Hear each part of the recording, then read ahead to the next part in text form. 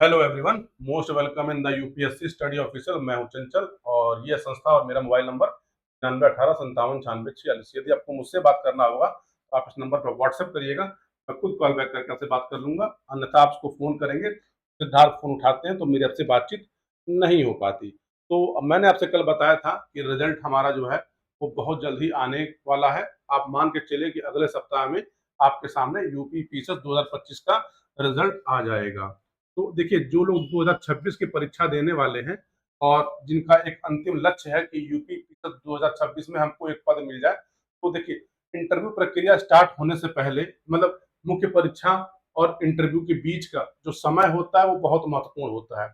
और जहां तक मुझे जानकारी है कि आप लोगों को मुश्किल से 10 से 15 दिन का समय मिलने वाला है इंटरव्यू की तैयारी के लिए। तो आप अपनी इंटरव्यू की तैयारी शुरू कर दीजिए, जहां भी रह रहे हो, जैसे भी रह रहे हो। अगर आपको लगता है कि मेरी इंटरव्यू कॉल हो जाएगी, देखिए, कुल 920 पद हैं। अगर 920 पदों को 2.5 गुने से मल्टीप्लाई करें, क्योंकि आयोग करता है क्या है कि आयोग एक सीट पे मतलब एक सीट पे 2.5 लोग को बुलाता है, यानी मान के चलिए मोटा मोटी।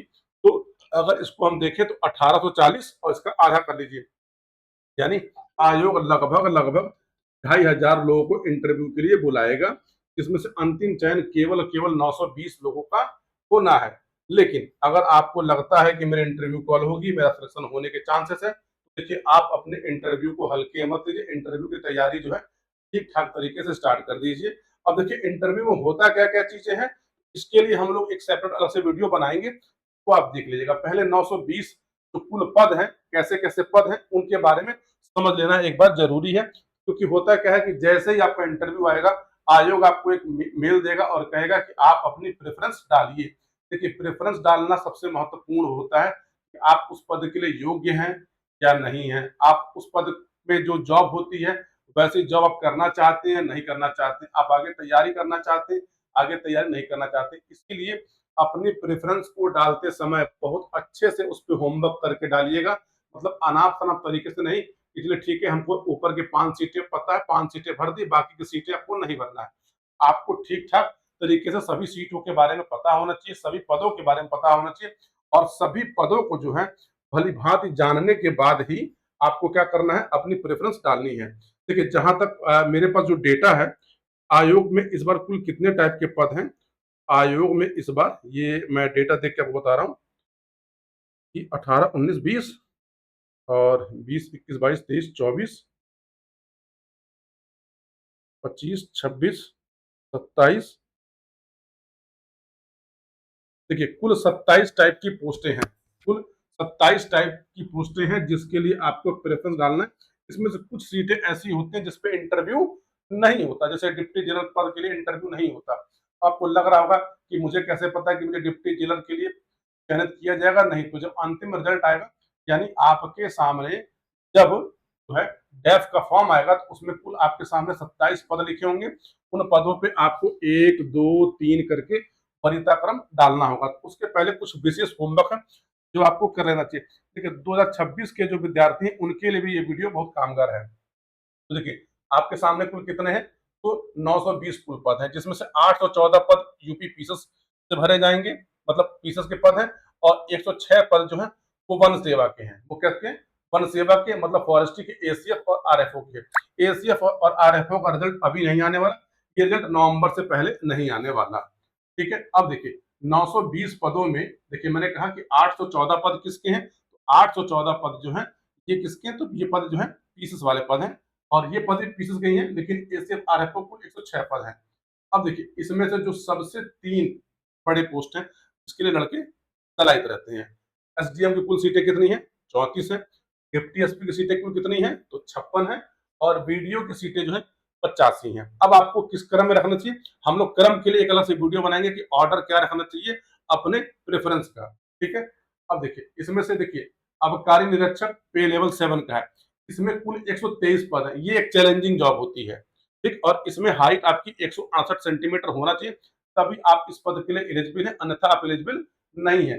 शायद एससी एसटी के लिए शायद हाइट में कुछ छूट होती है, हम कंफर्म कर देंगे कितनी होती है। लेकिन यूआर कैटेगरी में आपको एक्साइज इंस्पेक्टर के लिए 123 पद है, इसके लिए हाइट 168 चाहिए। मुझे आज तक बातें समझ में आई कि एक्साइज इंस्पेक्टर को कौन सा बंदूक चलाना है, कौन सा हथियार चलाना है, कि आप उसके लिए हाइट कितनी मांगते हो, 168। जबकि डिप्टी एसपी के लिए, एसपी के लिए आप हाइट क्या मांगते हैं, 165। तो आयोग को इसमें सुधार करना चाहिए। इसमें जो हाइट वाला जो क्राइटेरिया है उसको या तो डिप्टी एसपी के बराबर कर दीजिए या उसको हटा दीजिए, ठीक है। नायब तहसीलदार के 105 पद है, ये भी एक चैलेंजिंग जॉब है। इसका पे लेवल अभी 6 है, पर इसका पे लेवल 60 प्रस्तावित है और ये काफी लंबे समय से है और इनकी मांग है इनका जो ग्रेड पे है वो 4800 किया जाए, ठीक है। अभी हुआ नहीं है, ठीक है। फिर कोषाधिकारी टीओ, ये अच्छी जॉब होती है, लेवल 10 का जॉब होता है। इसमें कुल 92 पद इस बार है, ठीक है। टीओ में जो शुरुआत के जो 4-5 साल होते हैं वो चैलेंजिंग होते हैं, लेकिन टीओ के बाद का जो प्रमोशन होता है तो चीफ ट्रेजरी ऑफिसर बोलते हैं, एक अच्छा पद है, बेहतरीन पद है, यदि आप शांतिप्रिय आदमी हैं और पैसा आपको देखना है, क्योंकि जान लीजिएगा इस पद पे पैसा बहुत है, मतलब आप कमाने के लिए नहीं, क्योंकि पूरे जिले के जो ट्रेजरी के सीटीओ मालिक होता है जिसको बोलते हैं चीफ ट्रेजरी ऑफिसर होता है, ठीक है। देखिए मैंने कहा कि कुल जो ड्रीम पद है वो 90 है, ठीक। इनका लेवल 10 का पद है, ठीक। अब कार्य निरीक्षक तहसीलदार को लेके कुल कितने 228 पद हैं। अब देखिए इसमें इस बार कुल आरक्षण की सीमा है वो भी देखिए, टोटल जो पद हैं अंधधर्म के कितने हैं, 371 हैं। ओबीसी के टोटल 191 पद हैं। एससी के टोटल 163 पद हैं। ईडब्ल्यूएस के कुल कितने 67 पद हैं और अनुसूचित जनजाति के कुल 22 पद हैं। इसमें से कुछ पद जो है महिलाओं के लिए भी आरक्षित होते हैं, लेकिन महिलाएं क्या होती है अपनी श्रेणी में ही क्या होती है वो अंत में समाहित हो जाती हैं, ठीक है। तो देखिए अब उस पर भी मैं आपको बताता हूँ। देखिए 152 पद किसके लिए है, महिलाओं के लिए, लेकिन 152 पद जो महिलाएं ये अपनी अपनी कैटेगरी में ही जाके क्या हो जाएंगी, शिफ्ट हो जाएंगी, ठीक है। एक्स सर्विसमैन के कुल 32 पद हैं, ठीक। ये कैटेगरी के कुल 18 पद हैं, ठीक है। और बाकी 10 पद जो है ये एसीएफ के हैं और 96 पद जो है वो किसके हैं, तो आरएफओ के हैं, ठीक है। अब यहाँ पर कुछ कुछ बातों को समझना जरूरी है, मैं उसको आपको बता दे रहा हूँ, आप उसको भी समझ लीजिए। देखिए है क्या कि आप मान के चलिए कि आपका रिजल्ट जो है वो अगले हफ्ते में आ जाएगा। रिजल्ट आने की प्रक्रिया में है तो आपको इंटरव्यू की तैयारी अभी से शुरू करनी चाहिए। देखिए इंटरव्यू में आपको किन किन बातों का ध्यान रखना चाहिए। सबसे पहले तो आपको अपना बायोडाटा प्रिपेयर करना चाहिए। देखिए एक लोगों ने अभी कमेंट किया है कि साहब आपने इंटरव्यू दिया कि बता रहे हैं, तो भाई साहब इंटरव्यू इतने दे चुका हूँ जितने आपने अब तक दिए नहीं होंगे, ठीक है। चलिए फिर हम इस टीका टिप्पणी के विवाद में पढ़ना नहीं चाहते, हमने क्या किया क्या नहीं किया, हम बता रहे, अच्छा लगे देखिए, ना अच्छा लगे छोड़ दीजिए वीडियो, कोई दिक्कत नहीं है। बहुत सारा वीडियो यूट्यूब पर पड़ा हुआ है, बहुत सारे लोग की वीडियो, आपको जिसको अच्छा लगे उसको देखिए, ठीक है। सबसे पहले आप अपने बायोडाटा पे प्रिपरेशन करिए। बायोडाटा में जब करेंगे प्रिपरेशन तो याद रखिएगा आपका जो ग्रेजुएशन है, आपका जो ग्रेजुएशन है, ग्रेजुएशन के जो सब्जेक्ट है, हो सके तो एक बार इसको जो है मोटा मोटी तौर पर देख लीजिए। जैसे हिस्ट्री है, हिस्ट्री में आपको क्या पसंद है क्या पसंद नहीं है। आपका वाणिज्य है तो वाणिज्य को देख लीजिए। आपका मतलब विज्ञान विषय से है तो विज्ञान विषय को, मतलब एक आपको बेसिक नॉलेज होनी चाहिए। नहीं पता है तो बहुत तनाव नहीं लेना है, ठीक है। ये ध्यान रखिएगा। दूसरी बात क्या है कि यूपी के बारे में ठीक ठाक जानकारी इकट्ठा कर लीजिए। जैसे यूपी की प्रमुख समस्याएं क्या हैं, यूपी की प्रमुख समस्याएं क्या हैं। जैसे मन से पूछा जाए कि यूपी की प्रमुख समस्याएं आपकी नजरों में क्या है, आपको बताना है कि आपको जो लगता है कि यूपी की सबसे बड़ी चैलेंजेस क्या है। आप जब समस्याएं बताएंगे तो उसका संभावित निदान बताना होगा आपको। संभावित इसका निदान कैसे किया जा सकता है, अगर आपको इस पद पर बैठाया जाए तो आप इसका निदान कैसे कर सकते हैं। आपको ऐसे प्रश्नों को तैयार रहना चाहिए। ऐसे प्रश्नों का उत्तर कोई परफेक्ट नहीं होता, लेकिन कभी भी जो है एकदम आदर्श उत्तर मत दिएगा सर ऐसा कर दे तो ऐसा हो जाएगा। जैसे भ्रष्टाचार है, आपसे पूछा जाए भ्रष्टाचार को खत्म करने के क्या क्या उपाय हैं, आप ऐसा उपाय मत बता दीजिए जो पॉसिबल ही ना हो, उपाय वो बताइए जो किया जा सकता है, ठीक। अब जैसे क्या है, जैसे देखिए इस समय ई20 पेट्रोल है। ई20 पेट्रोल पे आपका अपना व्यू क्या है, इसको जरूर प्रिपेयर करिए। इस समय जो ईवी की जो गाड़ियां आ रही है, इलेक्ट्रिक व्हीकल, इस पर आपका व्यू क्या है ध्यान रखिएगा। वर्ल्ड ऑर्डर में जो चीजें चल रही हैं, वर्ल्ड ऑर्डर में आप उसको भी प्रिपेयर करिए। इस समय जैसे आपने सीजेपी का आंदोलन देखा, आपसे ये भी पूछा जाता है कि सीजेपी के आंदोलन में जो है बहुत सारी विसंगतियां हुई, पर आप जो है एक प्रशासक के रूप में होते हैं तो उस परिस्थिति से कैसे आप को डील करते हैं। तो ऐसे प्रश्नों के लिए आप अपने आप को तैयार रखिए, ठीक है। ये भी ध्यान रखिएगा। जैसे होता क्या है कि जैसे देखिए जब प्रोटेस्ट होता है तो प्रोटेस्ट में क्या करना होता है, कैसे करना होता है, इन आंसरों के लिए भी अपने आप को प्रिपेयर। देखिए कुछ छोटे छोटे वीडियो हम इन विषय पर बनाएंगे, ठीक है। आपकी इच्छा होगी देखिएगा, मत इच्छा हो मत देखिएगा, लेकिन मैं कह रहा हूँ इन वीडियो को अगर आप देखेंगे तो आपको लाभ ही होगा। दूसरी बात क्या है कि आप ये केवल 25 के लिए नहीं, जो लोग 26 का पेपर देने वाले हैं, 26 के लोग भी अभी से जो हो सके तो इन चीज़ों को अपने ज़हन में बैठाइए, क्योंकि व्यक्तित्व का निर्माण केवल एक दिन की प्रक्रिया नहीं होती।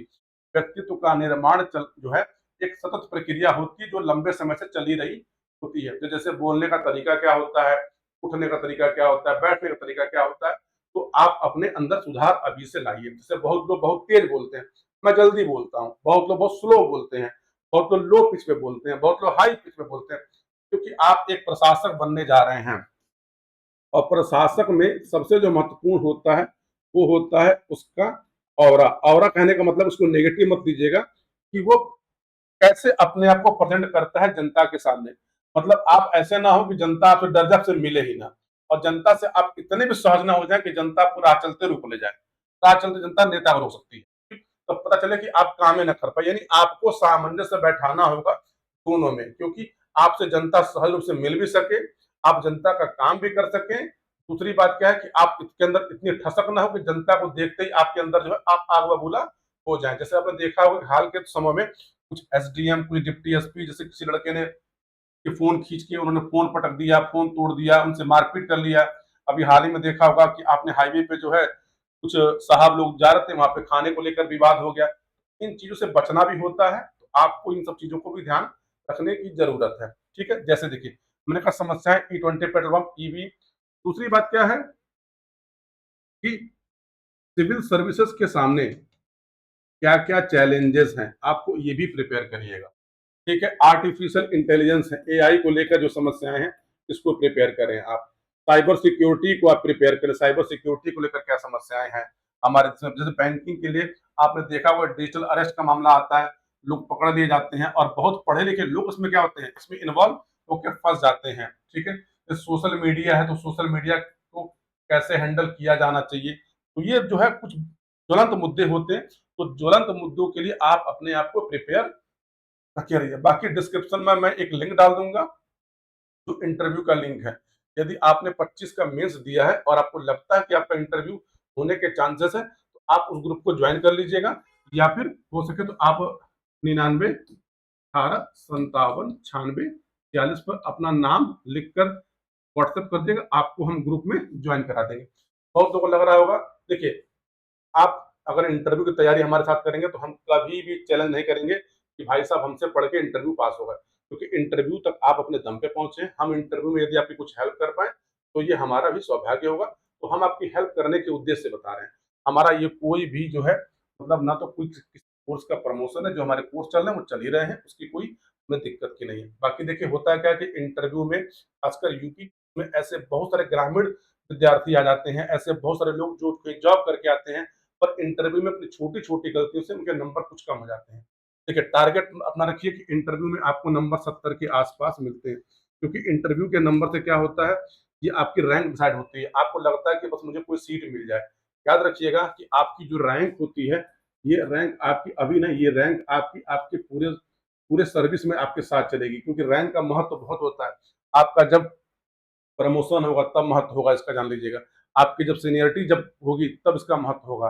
तो देखिए एक-एक नंबर महत्वपूर्ण होता है। ऐसे बहुत से लोग होते हैं जो 2 नंबर 3 नंबर से बाहर हो जाते हैं। तो यदि आप इंटरव्यू में 5 नंबर 7 नंबर 8 नंबर यदि किसी दूसरे कैंडिडेट से अच्छा लेके आप आते हैं, तो आपकी सफलता और आपको मिलने वाला पद जो है उसमें क्या होता है, बहुत अच्छा आपको हेल्प मिल जाता है।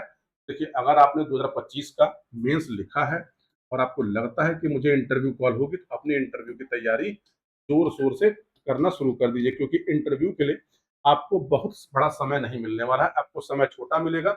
आप मान के चलिए कि 10 से 15 सितंबर के बीच में आपका इंटरव्यू स्टार्ट हो जाएगा। किसी भी हालत में 15 अक्टूबर 2026 से पहले आयोग रिजल्ट जारी करने के मूड में बैठा हुआ है। तो ये छोटी जानकारी थी। बाकी 2025 में जितने भी पद हैं, हर पदों के बारे में कि जॉब प्रोफाइल क्या होती है, उसके वर्क क्या होते हैं, कैसे क्या होता है, इस पर हम एक डिटेल वीडियो बना के अपलोड भी कर देंगे। आप उसको भी देख लीजिएगा। अगला वीडियो जो है आपको क्या ऑर्डर रखना चाहिए प्रेफ़रेंस का, हम उस पर वीडियो बना देंगे। बाकी जैसा होगा कमेंट करिएगा, व्हाट्सएप करिएगा, हम आपकी पूरी हेल्प करना चाहते हैं। पूरा वीडियो देखने के लिए आप सभी को बहुत-बहुत धन्यवाद। मिलते हैं अगले वीडियो में। जय हिंद, जय भारत।